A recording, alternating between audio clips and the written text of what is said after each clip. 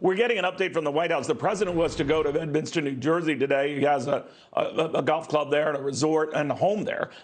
He has canceled those plans. We don't know much more than that.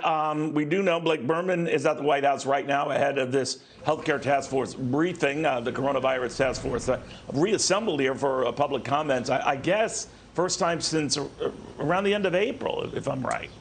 Yeah, many weeks. Yes, Neil, many weeks that we will have actually had a briefing on camera from the coronavirus task force. They're actually meeting right now behind closed doors over at the Health and Human Services headquarters. Then after that, roughly half an hour from now, is when we will see members of that task force on camera answering questions from the media. Assuredly, Neil, there will be questions about testing as Dr. Anthony Fauci has raised new concerns about where we stand in this country right now with testing, as he gave an interview to the Washington Post, and he said the following, saying, quote, "Something's not working. I mean, you can do all the diagramming you want, but something is not working." Now, Fauci talked up this idea of pool testing, which involves a group of people, essentially, Neil, spitting into a cup or a bowl or whatever it is. And that way, if that sample turns out negative, you know that all those people turned out negative, whether you tested 12, 15, 20, 25 at a time, whatever the number is. You can get a group test all at once. If there is a positive result in that,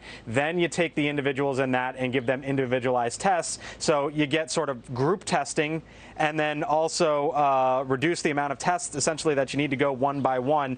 They are considering that idea, or at least Fauci is talking up that possibility. Something, by the way, that could be beneficial to sports teams and offices who need to test in mass. On the issue of safety, Neil, we are also going to be keeping our eyes over here on the White House as there is a closed-door meeting this afternoon with Vice President Mike Pence and executives from the airlines as they will talk about the way forward with reopening and safety measures with their airlines. That includes the leaders of United, American, Delta, Southwest, and JetBlue. I'm told they will be discussing things like temperature checks and face masks along with contact tracing.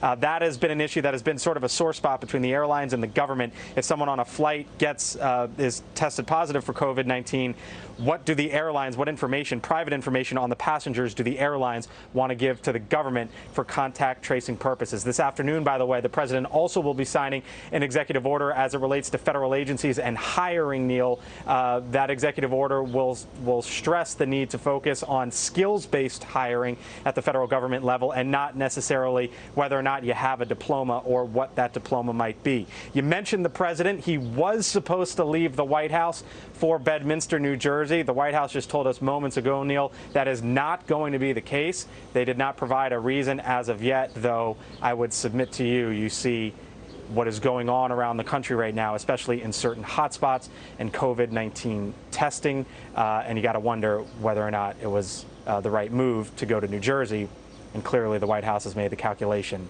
that it's not. Neil?